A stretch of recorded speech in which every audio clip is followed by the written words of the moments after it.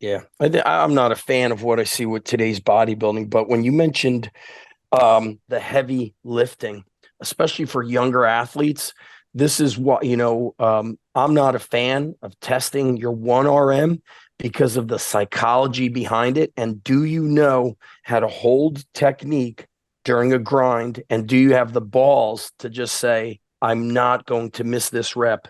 And I think most young athletes, the majority, are not there. As soon as the struggle happens or they feel a little bit off, they're ready to dump the bar. They're ready to give up.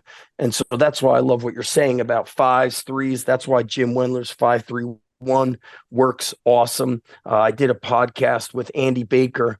He's in Texas. I forget the name of the area, but he's a starting strength guy. He co-authored a book with Rip, and he does a real cool 3 week cycle where he does 8, 5, and then twos, and maybe a three.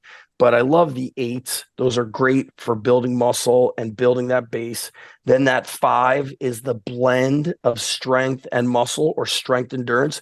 And then you get to a double, maybe a triple, and it's enough of a jump where you're really testing the strength. So I like that 3 week mini cycle. But right now I'm going to go through like probably a good long phase of these reps after speaking with Ed Cohn. The difference is for guys like us who have a lot of mileage on the body from lifting, you have mileage on the body from NFL plus lifting. You have to be a little more careful of doing 12s and 10s with barbell work because the barbell work, in my opinion, beats up the body the most. So I'm careful with this next training cycle that I'm experimenting with. Like I'm doing squats for sets of 10, deadlifts for sets of 10, benching for sets of 10. I haven't done reps like that on barbell work in a long time. So I'm kind of playing it by ear to see how my body responds.